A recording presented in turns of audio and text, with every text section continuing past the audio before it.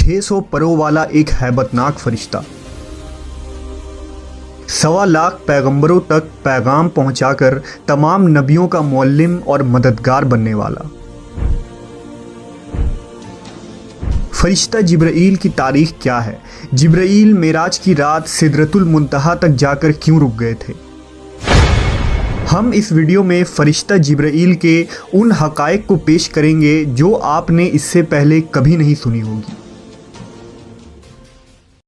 बहैसियत मुसलमान फरिश्तों पर ईमान रखना हमारे ईमान का हिस्सा है।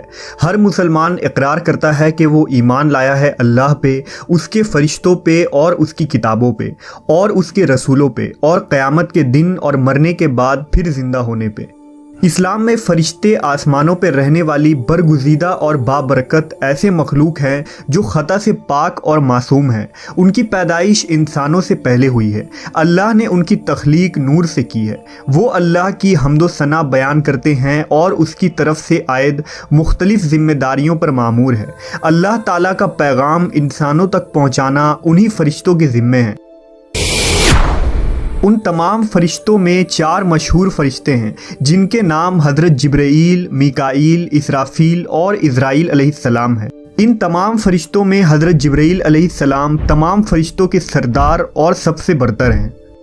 रिवायतों के मुताबिक फ़रिश्तों के 12 कबाइल हैं। हर कबीले में फ़रिश्तों की तादाद ज़मीन के ज़र्रात के बराबर है। अर्श इलाही के 6 लाख पर्दे हैं जिनके इर्द गिर्द फरिश्ते हमेशा घूमते रहते हैं। हर पर्दे के गिर्द इस कदर फरिश्ते हैं जितने दरिया में कतरे, लिहाजा उनकी सही तादाद का इल्म सिर्फ अल्लाह को है। जिब्राईल अलैहिस्सलाम को अल्लाह के दरबार में सबसे ज़्यादा कर्ब हासिल है। जिब्राईल के माने अब्दुल्लाह यानी अल्लाह का बंदा है। मीकाईल के माने उबैदुल्लाह और इसराफील के माने अब्दुर रहमान है। दरअसल हर वो लफ्ज़ जो ईल के साथ मुंसलिक हो वो अल्लाह की इबादत करने वाला है। कुरान पाक में 3 मकामात पर जिब्राईल अलैहिस्सलाम का नाम आया है। बाज़ जगह उन्हें रूहुल कुदुस और रूहुल अमीन भी कहा गया है। जब जिब्राईल अलैहिस्सलाम आलम वजूद में आए तो फ़ौरन सजदे में गिर पड़े और ये सजदा तकरीबन 30,000 सालों की मुद्दत में ख़त्म हुआ। जिब्राईल ने जब सजदे से सर उठाया तो अल्लाह ताला का इरशाद हुआ, हमने तुम्हें नूर ख़ास से पैदा किया और तमाम ख्वाहिशात, नफ्सियात, जिस्मानी बीमारियों, तलाश मौत से बरी रखा है। तुम्हें कोई बहकाने वाला और राह रास्त से भटकाने वाला नहीं होगा। जिब्राईल अलैहिस्सलाम की पाकी का इंतज़ाम कुछ इस तरह किया गया कि जन्नत में एक नहर तामीर हुई जिसमें जिब्राईल अलैहिस्सलाम दाखिल होकर गोता लगाते हैं और बाहर आके अपने पर को झाड़ते हैं। गोता लगाने के बाद जितने कतरे उनके परों से गिरते हैं अल्लाह हर कतरों से एक फ़रिश्ता पैदा फरमाता है। हालांकि जिब्राईल अलैहिस्सलाम के 600 पर हैं। अगर एक पर फैला दें तो आसमान के किनारे छुप जाएं। जब अल्लाह ने हज़रत आदम अलैहिस्सलाम को पैदा करना चाहा तो हज़रत जिब्राईल को हुक्म दिया था कि ज़मीन पर जाओ और मिट्टी लेकर आओ ताकि उससे आदम को तैयार किया जाए। लिहाजा जब हज़रत आदम अलैहिस्सलाम की तख्लीक हुई तो अल्लाह ने फ़रिश्तों को उनके आगे सजदा करने का हुक्म दिया। उस वक्त सबसे पहले सजदा करने वाले हज़रत जिब्राईल अलैहिस्सलाम थे। उनके बाद हज़रत मीकाईल, फिर हज़रत इसराफील और फिर हज़रत इज़राईल अलैहिस्सलाम ने सजदा किया। लिहाजा सबसे पहले सजदा करने की वजह से भी हज़रत जिब्राईल अलैहिस्सलाम को आला मकाम हासिल हुआ। हज़रत जिब्राईल को पैगंबरों पर वही नाजिल करने और आजमाइश में उनकी मदद करने के काम पर मामूर फरमाया गया था। हज़रत जिब्राईल आदम अलैहिस्सलाम पर 12 मरतबा नाजिल हुए, हज़रत इदरीस अलैहिस्सलाम पर 4 मरतबा, हज़रत इब्राहीम पर 42 मरतबा, मूसा अलैहिस्सलाम पर 400 मरतबा, ईसा अलैहिस्सलाम पर 13 मरतबा और आखिरी नबी हज़रत मोहम्मद सल्लल्लाहु अलैहि वसल्लम पर 24,000 मरतबा नाजिल हुए। तमाम अंबिया अकराम के सीरत में हज़रत जिब्राईल अलैहिस्सलाम का एक अहम किरदार रहा। जब हज़रत नूह अलैहिस्सलाम ने अजीम तूफ़ान से पहले कश्ती बनाने का इरादा किया तो वो हज़रत जिब्राईल थे जिन्होंने आपको कश्ती बनाना सिखाया। जब इब्राहीम अलैहिस्सलाम को नमरूद ने आग में डाला तो उस वक्त हज़रत जिब्राईल ने आग को गुलजार बना दिया। जब यूसुफ अलैहिस्सलाम को उनके भाइयों ने कुएं में फेंक दिया तो हज़रत जिब्राईल तेज़ रफ्तारी से कुएं के अंदर गए और हज़रत यूसुफ को अपने परों में थाम लिया, नेज़ कुएं में उन्हें हौसला दिया। جب جبرائیل علیہ السلام لوط علیہ السلام کے یہاں مہمان بن کر ٹھہرے اور قوم لوط نے ان کے گھر کا گھیراؤ کر لیا تو حضرت جبرائیل نے ان لوگوں کے منہ پر اپنا پر یوں مارا کہ وہ سارے لوگ اندھے ہو گئے۔ اس کے بعد قوم لوط کے علاقے کو اپنے پروں پر اٹھا لیا جو 5 شہر پر محیط تھا اور انہیں زمین پر پٹک دیا۔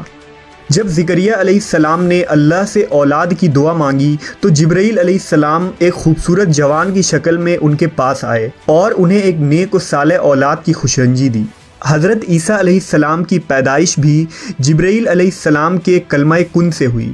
مختصر یہ کہ پیغمبروں کے واقعات میں حضرت جبرائیل علیہ السلام کا ایسا کردار ہے گویا آپ نے دنیا کی تاریخ کو بدل ڈالا۔ تمام نبیوں کے پاس حضرت جبرائیل انسانی شکل میں آتے تھے، لیکن آخری نبی حضرت محمد صلی اللہ علیہ وسلم نے حضرت جبرائیل کو ان کی اصلی حالت میں دیکھا ہے۔ جبرائیل امین اور حضور صلی اللہ علیہ وسلم کی پہلی ملاقات کا واقعہ نہایت ہی دلچسپ ہے۔ دراصل حضور کو تنہائی پسند تھی اور آپ غار حرا میں جا کر عبادت کیا کرتے تھے، لہٰذا ایک دن غار حرا میں آپ عبادت میں مشغول تھے۔ اس اثنا میں آپ صلی اللہ علیہ وسلم کے پاس ایک فرشتہ آیا اور کہا پڑھو۔ آپ نے کہا میں پڑھ نہیں سکتا۔ فرشتے نے آپ کو سختی سے دبا دیا، پھر چھوڑ دیا اور کہا پڑھو۔ حضور نے کہا میں نہیں پڑھ سکتا۔ فرشتے نے دوسری مرتبہ دبایا، پھر چھوڑ دیا اور کہا پڑھو۔ حضور نے کہا میں نہیں پڑھ سکتا۔ تیسری دفعہ اس فرشتے نے آپ کو پھر دبایا اور چھوڑ دیا اور کہا اپنے اس پروردگار کا نام لے کر پڑھو جس نے انسان کو پیدا کیا۔ اس کے بعد آپ صلی اللہ علیہ وسلم گھر واپس آئے۔ آپ کا دل لرز رہا تھا۔ آپ اپنی زوجہ حضرت خدیجہ کے پاس آئے اور کہا مجھے کمبل اڑا دو، لہٰذا انہوں نے آپ کو کمبل اڑا دیا۔ جب آپ کی گھبراہٹ کچھ کم ہوئی تو آپ نے حضرت خدیجہ کو سارا واقعہ بتایا۔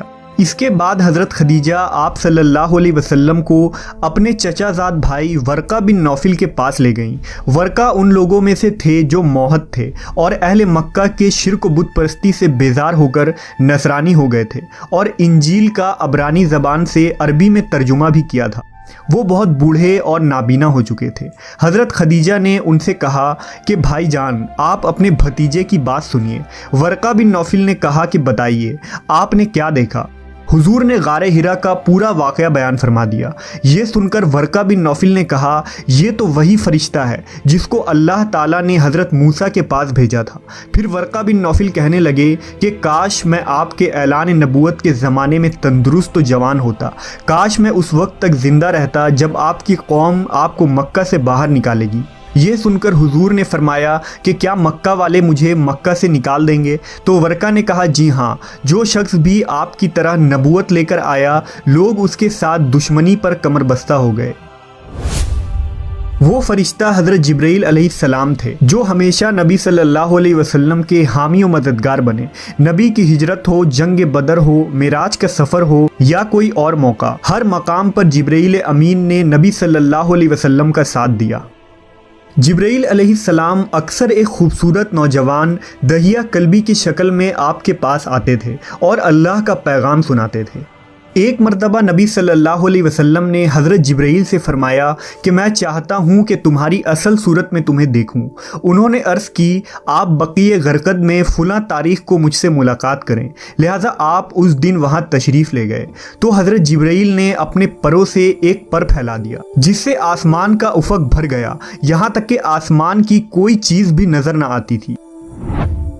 ایک روایت کے مطابق ایک مرتبہ رسول اللہ صلی اللہ علیہ وسلم نے حضرت جبرائیل سے پوچھا اے جبرائیل ذرا یہ تو بتائیے کہ آپ کی عمر کتنی ہے؟ حضرت جبرائیل نے آپ کو جواب دیا یا رسول اللہ مجھے اپنی عمر کا صحیح علم تو نہیں ہے، لیکن اتنا یاد ہے کہ ساری کائنات کے پیدا ہونے سے پہلے اللہ کے حجابات میں سے چوتھے پردے میں ایک ستارہ چمکا کرتا تھا اور وہ ستارہ 70,000 سال کے بعد ایک مرتبہ چمکتا تھا، اور میں نے اپنی زندگی میں وہ ستارہ 72,000 مرتبہ دیکھا ہے۔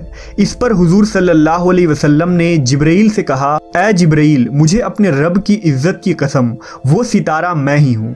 اس روایت کو علی بن برہان حلبی نے اپنی کتاب سیرت حلبیہ میں نقل کیا ہے، لیکن اس کی کوئی سند نہیں ملتی، لہذا اکثر علماء اس روایت کو موضوع قرار دیتے ہیں۔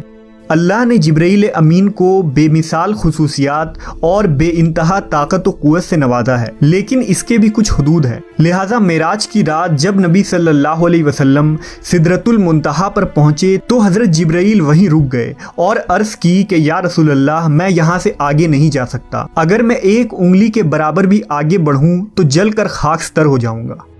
انجیل و توریت میں حضرت جبرائیل کو گبریل کے نام سے ذکر کیا گیا ہے۔ کتاب دانیال اور لوکا میں حضرت جبرائیل کے متعلق تفصیلی ذکر موجود ہے۔